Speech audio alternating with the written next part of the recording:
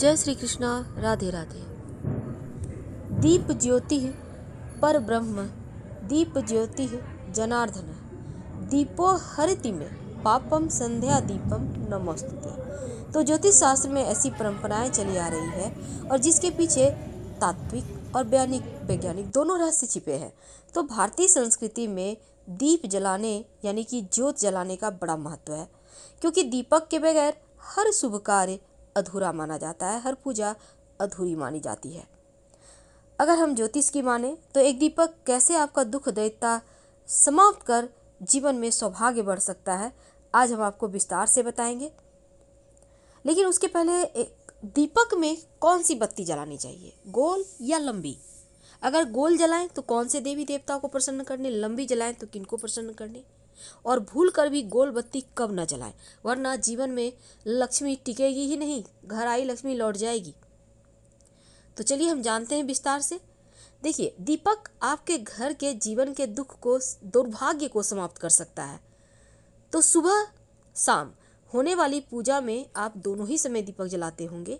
तो ऐसे में शास्त्र कहता है कि दीपक की लौ किस दिशा में हो, इसका विशेष नियम है, क्योंकि पंच तत्व में दीपक को अग्नि का प्रतीक माना जाता है और दीपक जलाकर हम किसी भी काम में अग्नि को साक्षी बना लेते हैं। पूजा भी करते हैं तो अग्नि को साक्षी बनाकर फिर पूजा करते हैं। ज्योतिष शास्त्र में जो कृतिका नक्षत्र है उसको अग्नि का प्रतीक माना गया है और कृतिका नक्षत्र के देवता सूर्य हैं और इनके राशि के स्वामी शुक्र हैं। लेकिन ज्योतिष शास्त्र के अनुसार 27 नक्षत्रों में यह तीसरा नक्षत्र अग्निपुंज अर्थात दीपक है। यानी जो कृतिका नक्षत्र है वो दीपक है और अग्नि को त्रिमुखी कहा गया है। भगवान शिव के 3 नेत्र हैं, पहला सूर्य दाहिना नेत्र, और जो बाएं साइड का नेत्र है वो चंद्रमा है, और जो तीसरा नेत्र है वो अग्नि है। तो मान्यता है कि शिव ने ब्रह्मा और विष्णु को अपनी सर्वोच्चता सिद्ध करने हेतु खुद को महादीपम के रूप में परिवर्तित कर लिया था। अग्नि को त्रिमुखी और शिव स्वरूपा कहा गया है।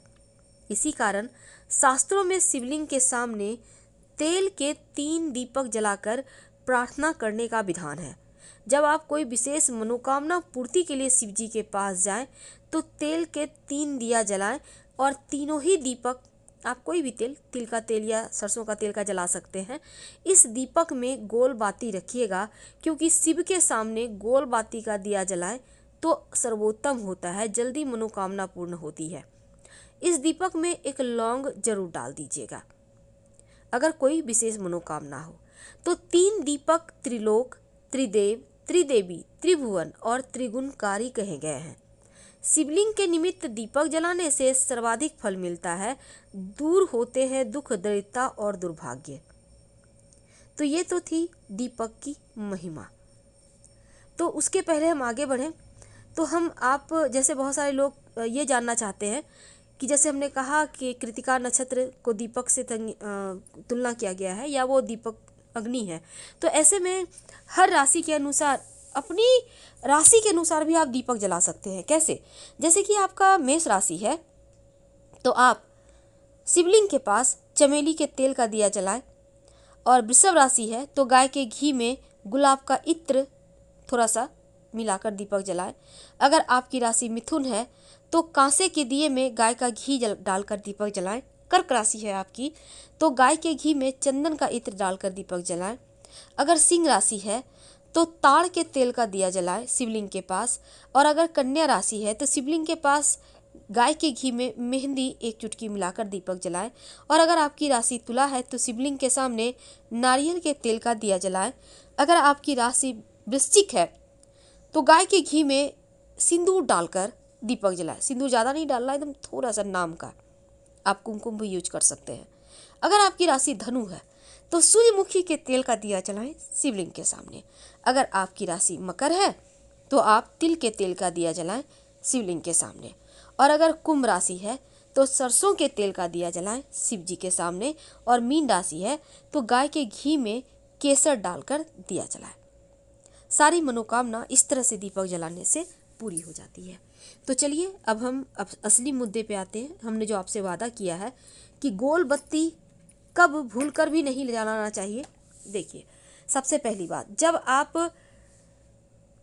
दिया जलाते हैं भगवान को प्रसन्न करने, तो जब आप भगवान श्री हरि विष्णु भगवान शिव की पूजा करते हैं तो गोल बत्ती बनाइए।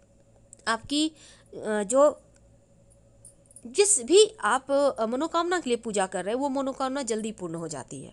ठीक है, तो ये यहाँ पर आप गोल बत्ती डाल सकते हैं और आप इसमें लौंग डाल सकते हैं, कोई दिक्कत नहीं है। लेकिन जब आप माता की पूजा करते हैं, जैसे माँ दुर्गा है, माँ लक्ष्मी है, माँ काली हैं, तो आप जो देवी की पूजा है ना, इसमें लंबी बत्ती लगाई जाती है। जैसे आप लाल धागे की बत्ती लगा सकते हैं, लंबी बत्ती में रुई की भी बत्ती लगा सकते हैं। तो लेकिन सिंगल बत्ती रुई की मत लीजिएगा, लंबी बत्ती में 2 बत्ती एक साथ करके उसको मोड़कर फिर जलाइए। एक बत्ती नहीं जलाना चाहिए। गोल बत्ती में दोष नहीं है, लेकिन लंबी बत्ती में।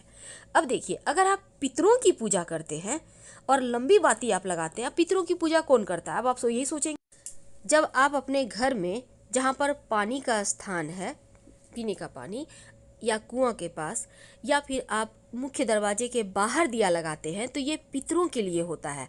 जब आप पीपल के नीचे दिया जलाते हैं तो ये भी पितरों के लिए होता है। तो जब आप पितर देवों के निमित्त दिया जलाइएगा तो इसमें लंबी बत्ती लगाइएगा, गोल बत्ती मत लगाइएगा। गोल बत्ती सिर्फ शिवजी भगवान विष्णु यानी देवों की पूजा में गोल बत्ती यूज होता है। लेकिन जब आप पितृ को प्रसन्न करना चाहते हैं तो लंबी बत्ती लगाइए। अगर आप गोल बत्ती लगा दीजिएगा तो लक्ष्मी नहीं टिकेगी, उल्टे पैर वापस चली जाएगी। क्योंकि देखिए, सबसे पहली बात तो लंबी बत्ती देवी की पूजा में यूज होती है और पितरों की पूजा में आप लंबी बत्ती ही लगानी है।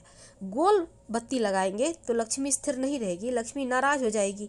इसलिए आपको ये प्रयास करते रहना है कि आपको गोल बत्ती पितर देवों की पूजा में नहीं लगाना, वरना पैसे पानी हो जाएंगे। कहने का तात्पर्य कि आप कमाएंगे तो 100% पर खर्च भी 200 रुपया होगा। तो यहाँ पर आपको इस बात का ध्यान रखना है। तो आप नियमित रूप से जब शिवजी की शिवलिंग के पास आप जाते हैं, अभी तो दिया बाती कर ही रहे होंगे, तो आप कोशिश करना है आपको कि गोल ही बत्ती का दिया जलाए तो मनोकामना शीघ्र पूरी होगी। सिर्फ इस बात का ध्यान रख लेते हैं तो आपके जीवन में कभी कोई कष्ट आएगा ही नहीं।